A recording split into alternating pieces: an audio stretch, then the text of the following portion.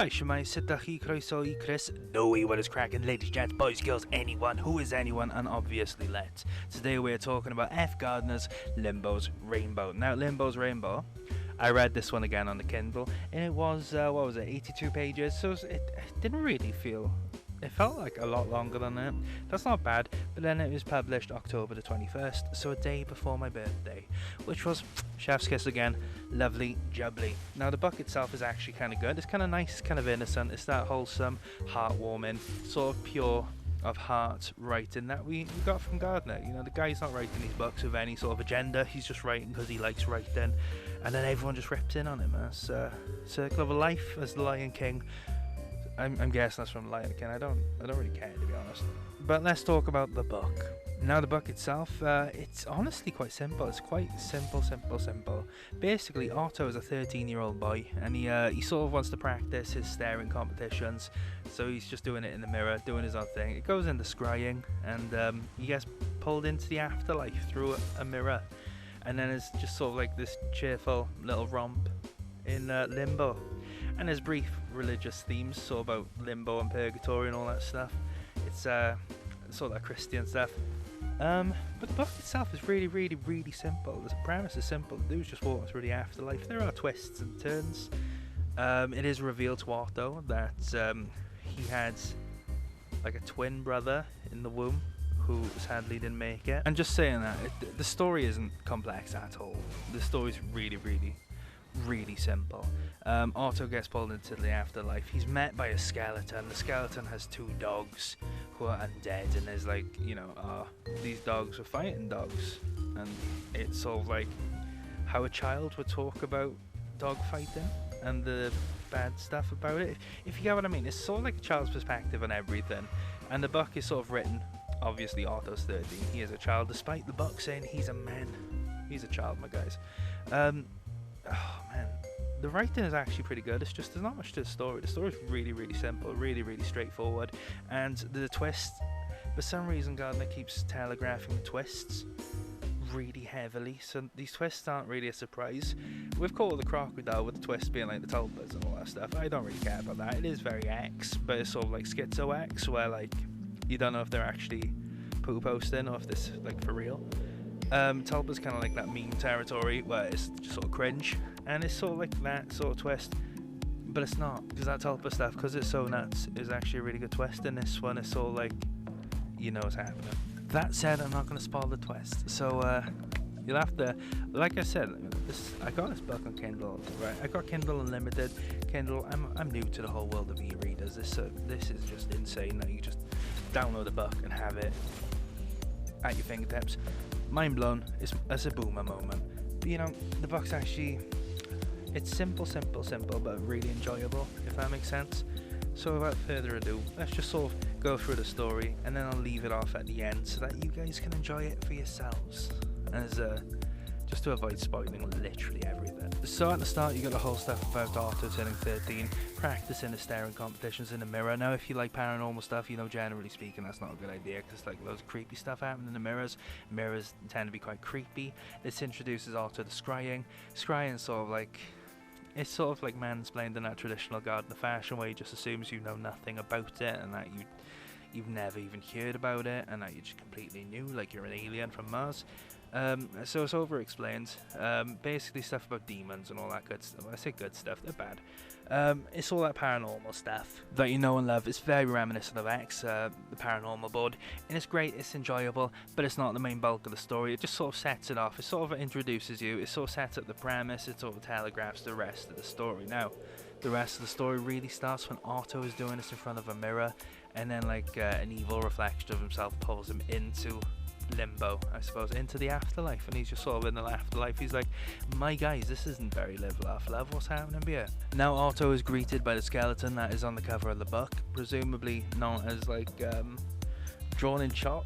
Is it an accurate drawing of a skeleton? Not really, it's kind of weird.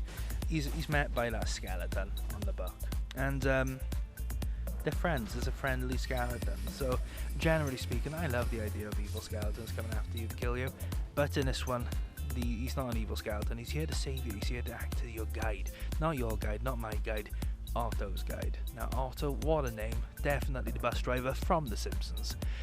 They make friends. Now, the skeleton eventually clicks his bony fingers. Can they do that when the bone chunks just fall off? Is he covered in tendons and ligaments? Is he a gory skeleton, or is he just floating bones held together by magic? Who knows? Who knows? I don't think it's explained. He clicks his bony fingers, and I think they're like pit bulls. They're two skeleton dogs come out of nowhere, and they're his dogs. They're his pets, essentially.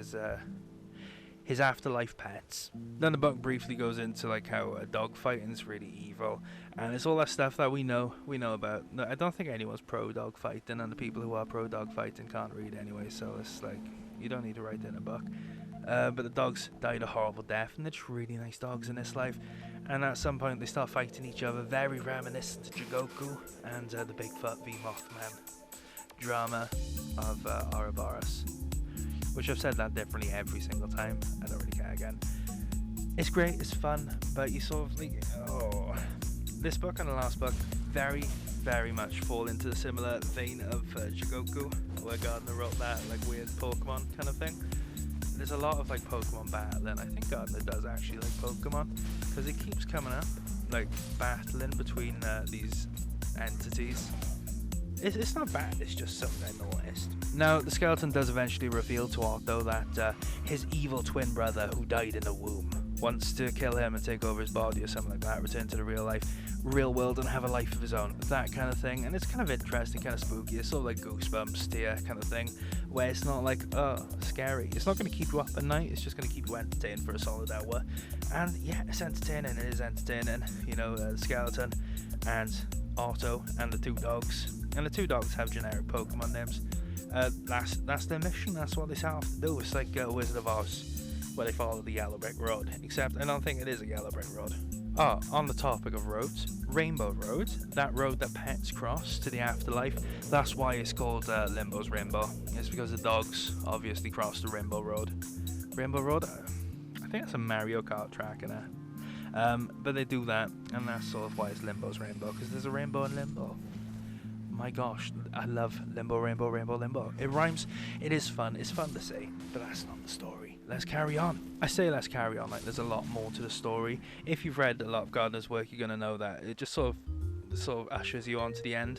And the ending is telegraphed. The twist is telegraphed. Not so much in this video, because I've been vague, but if you read the book, it's going to be very obvious what happens. But yeah, they end up in this, I suppose, the final set piece, the final chapters, and it's all good. It's all fun, it's all nice, it's all very Gardner's specific style of writing. But yeah, that's about it, guys. The book itself is actually fun, and it's a very short read. Like I said, man, if you got Kindle Unlimited, pick this book up. It's free, and it's gonna keep you entertained for an hour to an hour and a half. It is a fun read. It's just not very complex, and you know, we don't need complex books. We don't need books that take you multiple read-throughs to enjoy. You know, you're not going to enjoy the prose. You're not going to be sat there with like a monocle and a tumbler of whiskey trying to go through the inner meaning of this book. It's all very simple, all very straightforward. This time I didn't spoil the ending or the twist, but you know, read the book and it is quite, you know what's going to happen. But I suppose that's about it, guys. That's about it. I'm going to finish this off. I think I gave this book 5 on the old Goodreads. And I'm going to say it deserved it. It's a decent read. It's a fun little read. And Gardner sticks to what he knows. He sticks to what he can write. And it's got that weird paranormal aspect. It's got vaguely religious hints, like, what was it called? The Crocodile, where the guy starts going on about religion. Or does he just go on and on about Dante's Inferno? I can't remember. I don't really care. It's fun, though. The writing is good. It's very, very simple, very straightforward. The prose isn't too complex. There isn't an abuse of commas this time. Gardner's got that under wraps. And yeah, I'd recommend it, honestly. It's a fun little read. Like I said, if you've got Kindle Unlimited, you can have the book for free. If you, there's undoubtedly a PDF dump on literally every single thread dedicated to the Shilling Gardner. It is what it is, but the book is worth a read. Now this is video 2, I suppose, on the Gardnerthon. The next one is going to be Call of the F Gardner. And we're going to see how that goes, because as I'm recording right now, I haven't even picked up the book. No, I say I haven't downloaded the book to my Kindle.